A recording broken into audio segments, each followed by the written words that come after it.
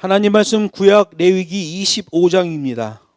레위기 25장 1절로 7절에 있는 말씀 저와 여러분이 교독하고 마지막은 합독하겠습니다.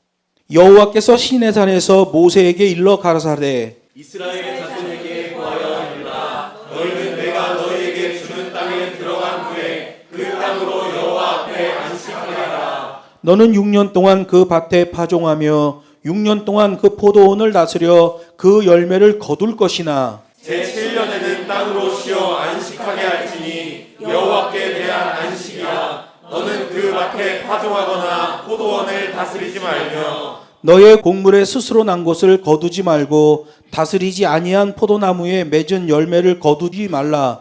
이는 땅의 안식년임이니라. 안식년의 소출을 너희에 먹을 것이니 너와 내 남종과 내 여종과 내 품꾼과 너와 함께 거하는 객과 같이 하겠습니다. 내 육축과 내 땅에 있는 들짐승이라 그 소산으로 식물을 삼을지니라. 아멘. 본문 말씀을 가지고 희년을 기억하라라는 제목으로 하나님 말씀을 증거하겠습니다. 성경 레위기가 기록되어진 그 고대 시대, 그 고대 시대의 팔레스틴과 그 주변에서 발견된 문서들이 있어요. 동일한 시대에 쓰여진 문서들이죠. 그 고대의 문서들을 보면 대부분이 그 당시 고대 근동 지방에서 통용되었던 다양한 관습법의 영향을 받습니다. 그래서 비슷비슷해요, 내용들이. 요즘처럼 다양한 사회가 아니잖아요. 아주 넓은 지역에서 발견된 고대 문서들을 보면 비슷비슷한 내용을 하고 있는 거예요. 그러나 성경에 나오는 이 희년법은 고대 근동 그 어느 지역에서도 발견되지 않는 아주 특이한 법이에요. 희년법은 하나님께서 하나님의 백성들에게 주셨기 때문에 하나님의 백성들이어야만 지킬 수 있는 법이에요. 흔히 하나님께서 6일 창조 후에 7일째 쉬셨다고 해서 7을 완전수라고 얘기합니다. 사단의 수는 6이라고 그래요. 요한계시록에 보면 6이라는 숫자가 나옵니다. 여러분, 서양은 숫자로 점을 치는 습관이 있었어요. 그래서 피타고라스 같은 사람들, 그런 수학자들은 수학을 신으로 섬겼던 거예요. 서양 사람들에게 있어서 숫자는 신이었어요. 숫자를 신으로 섬겼기 때문에 이 666을 그야말로 우리가 얘기하는 것처럼 666으로 해석한 거예요. 그래서 네로의 이름 스페링에 번호를 붙여서 666이다 이렇게 얘기했어요. 옆으로 돼 있는 666이죠. 666. 그런데 계시록 성경을 보면 666이 옆으로 돼 있는 숫자가 아니에요. 위에서 아래로 돼 있는 숫자예요. 제일 위가 6이고 그 다음이 6이고 그 다음이 6이다 이렇게 위에서 아래로 돼 있는 6자예요. 맨 밑에 있는 것은 거짓 선지자. 그 다음에 중간에 있는 6은 짐승. 사탄의 짐승이 나오잖아요. 그리고 맨 위에 있는 6은 사탄을 얘기하는 거예요.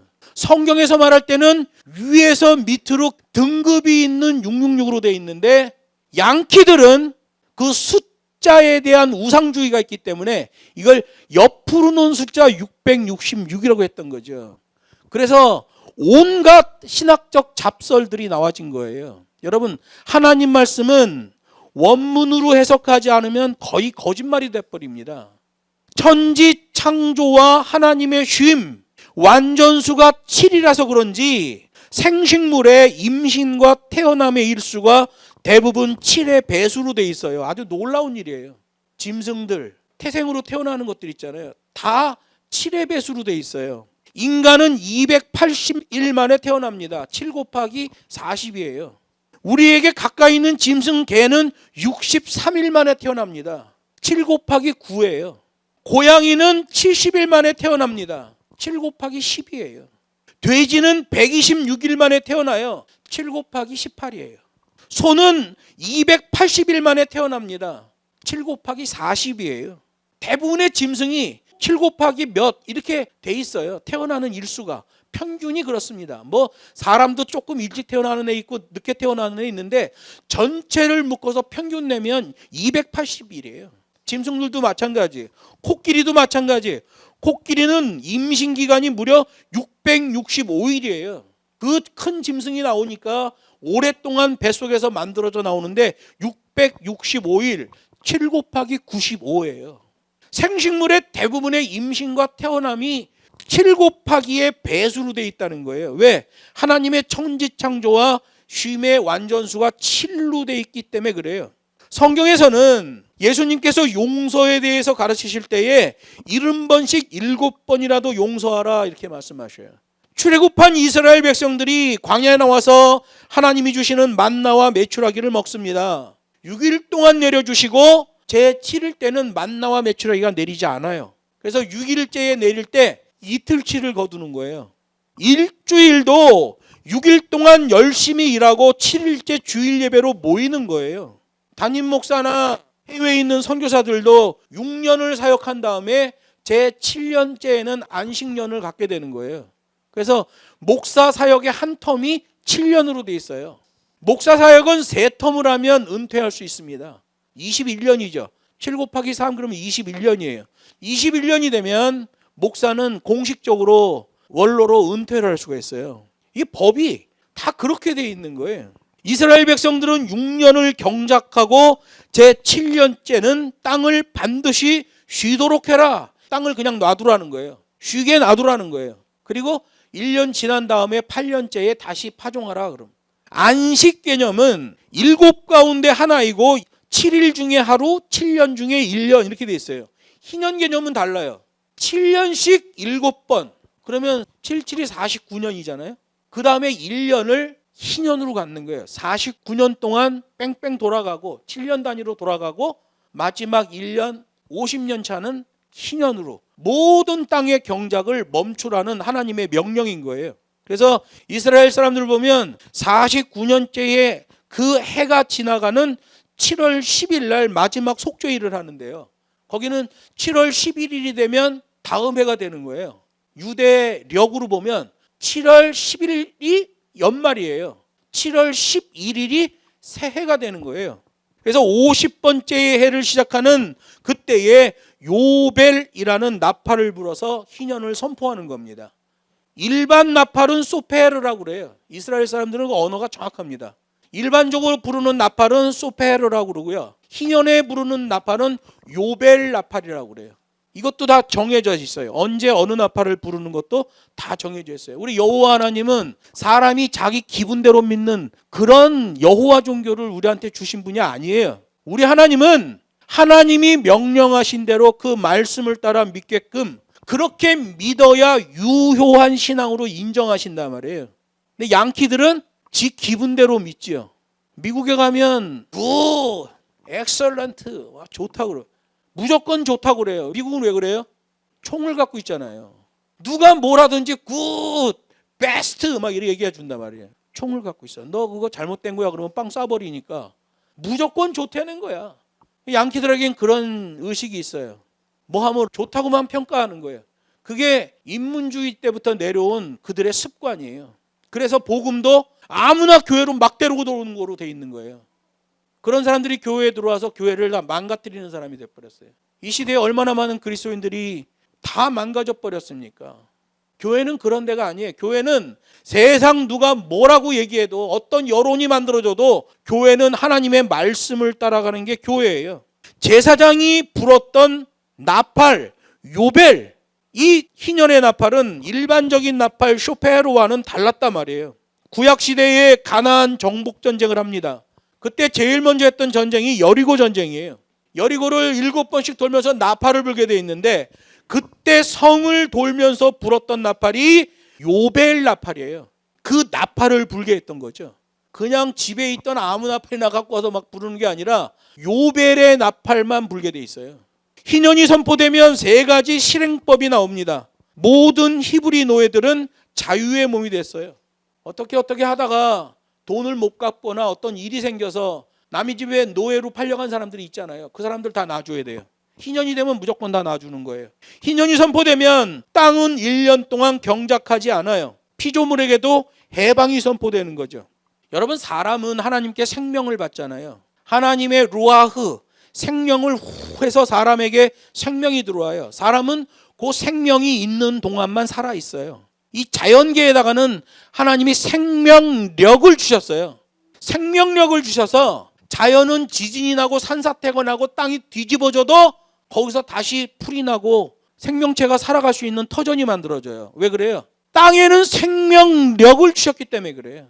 근데 사람이 49년 동안 그 땅을 경작하고 그 땅에 있는 걸 빼먹으면 땅이 다 죽어요. 하나님은 50년째 될 때는 그 땅을 무조건 휴경하라 라고 말씀하시는 거예요. 여러분, 땅은요, 하나님으로부터 생명력을 부여받은 피조물이에요. 인간은 생명을 부여받았죠. 생명을 부여받은 것과 생명력을 부여받은 건 달라요. 생명을 부여받은 동물들은 전부 생명력에 땅을 딛고 살아가게 돼 있는 거예요. 생명을 받은 생명체가 땅을 벗어나서 공중에 매달아 놓거나 이러면 다 죽어요. 공중에 날아다니는 새도 날아다니고 땅에 발을 딛고 살아야지, 공중에 날아다니는 새라고 해서 줄 묶어갖고 공중에다 매달아 놓으면 죽는단 말이에요. 생명력의 땅을 밟아야 돼. 하나님이 그래서 희년이 되면 그 땅을 1년 동안 경작하지 말라고 명령하시는 거예요. 왜? 피조물, 생명력을 받은 땅도 1년간 쉬어야 된다는 거예요. 그리고 희년이 선포되면 조상으로부터 물려받은 땅인데 그 땅을 담보로 뭐 돈을 빌렸다가 돈을 못 갚았어. 그래서 땅을 뺏겼어. 그런 땅도 희년이 되면 전부 다 다시 원주인에게 돌려주게 돼 있던 거예요. 성경이 말합니다. 오늘 레위기 25장 18절로 22절 말씀 보면 우리 한번 읽어볼게요. 너희는 내 법도를 행하며 내 규례를 지켜 행하라. 그리하면 너희가 그 땅에서 안전히 거할 것이라. 땅은 그 산물을 내리니 너희가 배불리 먹고 거기서 안전히 거하리라. 혹 너희 말이 우리가 만일 제7년에 심지도 못하고 그 산물을 거지도 못하면 무엇을 먹으려 하겠으나 내가 명하여 6년에 내 복을 너희에게 내려 그 소출이 3년 쓰기 족하게 할지니라. 너희가 제8년에는 파종하려니와 묵은 곡식을 먹을 것이며 제9년 곧 추수하기까지 묵은 곡식을 먹으리라. 아멘. 이게 무슨 말이에요? 생명력의 땅, 그 땅은 하나님의 것이라는 거예요. 그런데 어느 때부터인가 힘 좀 있는 사람들이 제 맘대로 땅의 경계를 긋고 자기의 땅이라고 주장하기 시작했던 거죠. 많은 땅을 가진 자가 성공한 자인 것처럼 여겨지지만 어느 사람이든지 죽어서 땅 한 평이라도 가지고 저 세상으로 간 사람은 아직까지 없단 말이에요. 성경은 우리에게 말씀하셔요. 너희가 희년을 기억하라 이렇게 말씀하셔요. 구약시대에는 제사장들만 부는 그 요벨의 나팔을 불어서 희년을 선포했던 거예요. 저는 개인적으로 중국의 토지 제도를 좋게 생각해요. 중국은 토지가 다 국가 거잖아요. 원래 그렇게 해야 돼요. 그 땅 위에다 집을 지면 땅 위에 있으니까 지상권이라고 그래. 지상권. 지상권은 개인 거예요. 내가 돈 들여서 땅 위에다 집을 졌으니까 지상권은 개인께 맞아요. 그런데 땅 자체는 어느 사람이 땅을 만들어 놓은 적이 없어요. 땅을 만든 주인은 하나님이셔요. 그래서 국가가 그 땅을 관리하고, 중국 같은 경우에는 개인에게 최대 빌려주는 게 50년을 빌려줘요. 50년 동안 쓰고 그 땅을 더 쓰려면 국가에다가 사용료를 내고 그 땅을 더 쓰면 돼. 빌려서 쓰는 땅이에요. 그런데 우리나라는 땅이 개인 거죠. 투기합니다. 사람들이 땅 갖고 욕심 부립니다. 잘못되어 있는 거죠. 여러분, 자본주의라고 다 좋은 거 아니에요. 우리가 자본주의에 사니까 자본주의 교육을 받고 자본주의는 다 옳다 그러지만 자본주의가 다 옳은 게 아니에요. 공산주의도 다 옳은 게 아니에요. 우리가 옳다고 여기는 것은 하나님의 말씀밖에 없는 거예요. 하나님의 말씀은 토지 공개념을 말해요. 땅은 하나님의 것이다. 지상권만 사람이 갖는다 라고 되어 있는 게 성경적인 거예요. 대부분 사람들은 욕심이 많아요. 그래서 소출을 늘리려고 땅에다가 마구 심어대고 비료와 농약을 쏟아 붓듯이 합니다. 그랬더니 처음에는 정말 엄청난 소출이 나와요. 그런데 시간이 가면서 보니까 땅이 산성화되고 엉망진창이 돼버리는 거예요. 엉망진창이 된 땅, 그 땅의 곡식도 엉망진창이 돼버리는 거예요. 식물의 잔류, 농약이 엄청나게 많아졌어요. 그래서 돈 있는 사람은 또 돈을 들여서 유기농 야채를 사 먹는 거예요. 왜?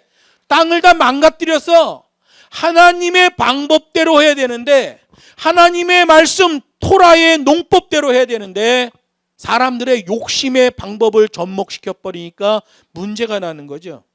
여호와 하나님의 창조 세계는 하나님의 법과 식대로 해야지, 하나님의 법과 식을 어기면 모든 게 재앙이 돼 버리는 거예요. 땅이 망가진 다음에야 인류는 땅을 쉬게 해야 한다는 것을 알게 된 거예요. 그런데 땅이 너무 망가졌어요. 지금은 기후도 격변 중이에요. 우리가 이렇게 살 수 있는 기후는 5년밖에 안 남았어요. 앞으로 5년 후에는 우리가 경험하지 못한 그런 세상을 살게 될 거예요. 그래서 기후학자들은 지금 이 시대를 멸종기라고 표현하고 있는 거예요. 우리가 이렇게 살아있으니까 살아있는데 무슨 멸종기야? 여러분, 지구가 1년 평균 1도가 오른다는 것은 우리가 날 높이면 막 영하 1도에서 30도까지 금방 올리는데 뭐 1도 차이 갖고 그렇습니까? 여러분, 지구가 1년 동안 1도가 올라가려고 그러면 원자폭탄을 하루에 1800개씩 터뜨려야 돼요. 원자폭탄을 하루에 1800개씩 뻥뻥 터뜨려대면 지구 전체 온도가 1년에 1도가 올라가는 거예요. 그 정도의 엄청난 문제가 발생해 있는 거죠. 하나님이 주신 이 생명력의 자연을 인간이 자기 욕심대로 써먹다가 완전히 다 망가져 버린 거예요. 그래서 2030년 이후의 삶은 도대체 어떻게 될지를 기후학자들도 추측을 못하는 거예요. 하나님은 우리 인생들에게 법과 식의 예배도 명하셨어요. 어떤 그리스도인들 중에는 7일째 날 예배하는 날에 교회에 오기 싫어서 온몸을 비비 꼬는 사람이 있어요. 우리 교회는 없어. 얘기 들어보니까 딴 교회는 그냥 비비 꼬면서, 그래서 여자 전사님이 아침 되면 그 비비 꼬는 사람들을 집에다 전화해가지고 아침에 일어나서 준비하고 차 타고 오는 시간까지 다 계산해서 그 시간에 맞춰서 전화를 한다고 그러더라고. 아무개 집사님, 아무개 권사님 교회 나올 준비할 시간입니다. 전화를 다 알람을 해준다는 거예요. 희년이 명령되어지듯이 여러분, 하나님이 배설하시고 우리가 동참하는 예배는 창조주 하나님의 법과 식으로 명령되어진 거예요. 예배도 우리에게 명령되어진 거예요. 우리나라에 있으니까 정해진 시간, 정해진 장소에서 드리는 예배에 대한 갈급함이 없지, 3주 전에 우리 북경에 있는 교회는 공안이 60명이 뛰어들어왔어요. 예배 드린 것 때문에 벌금이 2,000만 원이 나와. 죽기 살기로 싸우면서 예배를 파수하고 있는 거예요. 엊그제도 공안이 그렇게 많이 들어왔는데 오늘 또 옌지아오에서 예배를 하고 있다니까 온 재직들과 학생들 다 모여서 지금 예배를 하고 있어요. 한국에 있는 성도들이 그런 걸 아냐고. 그런 중국에서 믿음 생활하는 사람과 여기 한국에서 믿음 생활하는 사람들을 비교해 보면 하나님이 어떤 생각을 하실까라는 생각이 들어요. 동일 시대인데. 여러분, 예배가 바르게 세워지면 하나님과의 관계가 회복되어지는 거예요. 내 것에 만족하지 못해서 남의 것까지 움켜쥐는 사람들 조심해야 돼요. 내가 움켜쥔 게 있다고 할지라도 그것을 놓을 때가 반드시 있다는 거예요. 여호와 하나님을 믿는 사람이라면 무한 경쟁을 하기보다는 열심히 살면서도 희년을 기억하는 자여야 돼요. 희년을 기억하는 자는 나누어 주는 자가 되는 거예요. 내가 열심히 해서 돈 벌었다고 그게 다 내 돈이라고 생각하면 그건 하나님의 백성의 기본을 잃어버린 거예요. 하나님의 백성은 내가 열심히 벌었어도 벌어서 남 주고 배워서 남 주는 게 기본기가 돼 있어야 돼요. 세상은 무한 경쟁, 치열한 싸움의 현장일지라도 우리 기독교인들은 이 희년의 정신을 기억해야 돼요. 자신이 원하는 어떤 목표가 있을 경우에 그것을 이루기 위해 진땀을 빼고 있더라도 하나님과의 관계가 최우선이에요. 자기가 원하는 바가 목적이 되기 전에 하나님의 뜻과 하나님의 의가 나에게 있어서 우선 목적이 되어야만 한다는 거예요. 너희는 먼저 그의 나라와 그의 의를 구하라. 이게 우리의 삶에서 기준이 돼야 돼요. 내가 어떤 거 하나를 할 때도 하나님의 뜻과 하나님의 의를 구해야 되는 거예요. 욕심이 목적이 되면 처음에는 잘 되는 것 같지만 나중에는 엉망진창이 되는 거예요. 땅이 산성화되듯이. 그러나 하나님이 목적이 되면 처음에는 좀 시원치 않은 것 같다 보이지만 나중에는 그게 웰빙이요 웰다잉이 되는 거예요. 세상은 웰빙만 얘기합니다. 잘 먹고 잘 사는 거. 우리 열심히 돈 벌어서 웰빙합시다. 성경이 말하는 건 웰빙이 아니라 웰다잉이에요. 바르게 살고 하나님 앞에서 바르게 죽어야 돼요. 여러분, 특별한 일이 아니면 우리가 하나님에 갈 때 다 숨 끊어서 데려간단 말이에요. 예수님이 재림하시면 그때는 숨이 붙은 상태로 가겠지만 그렇지 않은 이상에는 우리 숨 끊어서 데려가시는 거예요. 그래서 웰다잉이 중요한 거예요. 세상은 아무리 좋은 메리츠 생명보험을 들어도 그 사람 콧구멍에 숨이 들락거릴 그때까지만 책임져줘요. 콧구멍에 들락거리던 숨이 딱 멈추면 보상금 딱 주고 그냥 끝이에요. 우리 하나님의 보험은 숨이 끊어진 다음에도 유효해요. 웰다잉이 되는 거죠. 여러분, 그래서 예수님을 믿는 방법도 법과 식대로의 전문성이 있어야 돼요. 희년, 고대 근동 당시의 모든 기록물에 어디서도 안 나와.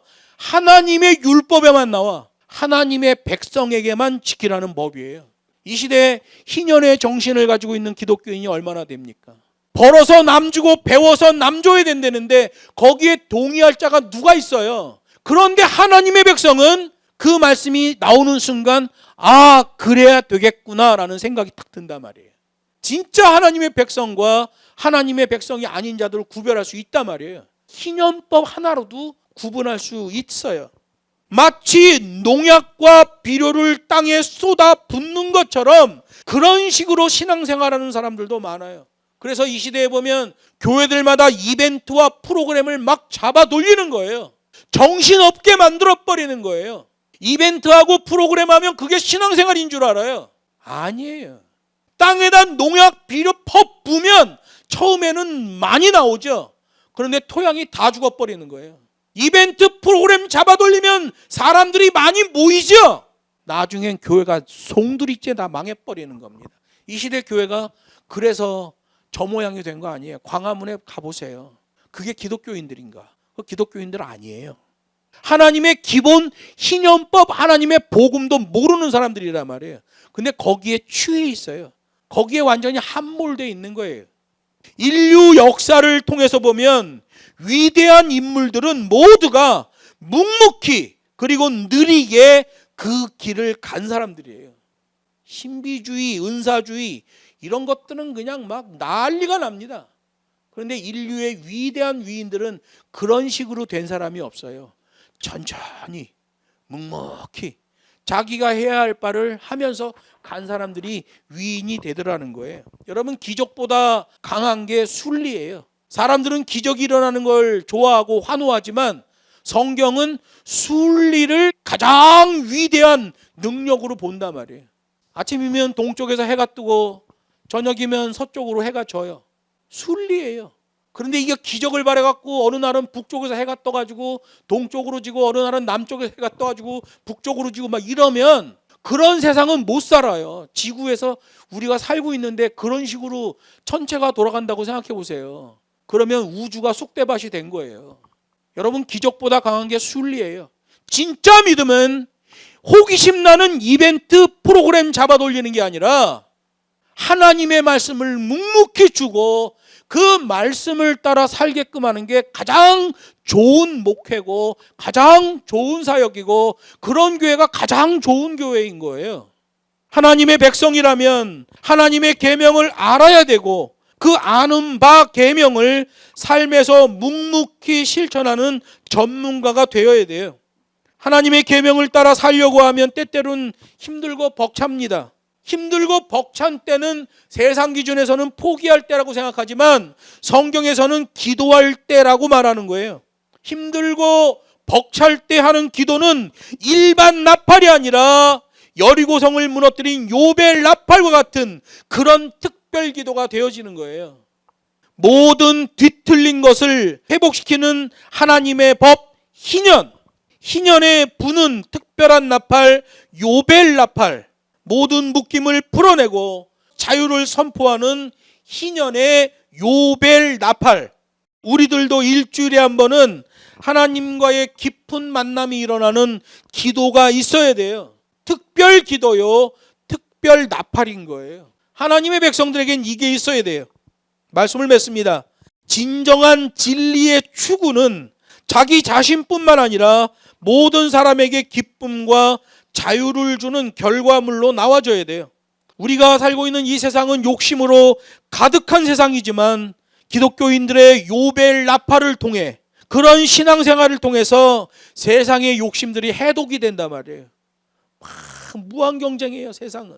근데 우리 기독교인들은 벌어서 남 주고 배워서 남 주는 거예요. 세상 사람들이 볼 땐 뭐 저런 사람이 다 있나, 움켜쥐려고만 하는데 저 사람은 이미 자기 것이 됐는데 그걸 다른 사람한테 나눠주다니. 이 희년 정신이 세상의 중독을 해독하는 작용을 하게 돼요. 우리를 통하여 거대한 자유의 물결, 복음의 능력이 나와줘야 돼요. 그 일을 시키기 위해서 하나님이 우리 그리스도인들을 개인을 단독 제사장으로 세우신 거예요. 양키 신학은 만인 제사장이라고 얘기합니다. 만인 제사장은 오해의 소지가 아주 높아요. 그건 루터가 만들어낸 교리인데 그거 성경으로 볼 때는 문제가 발생할 소지가 아주 높습니다.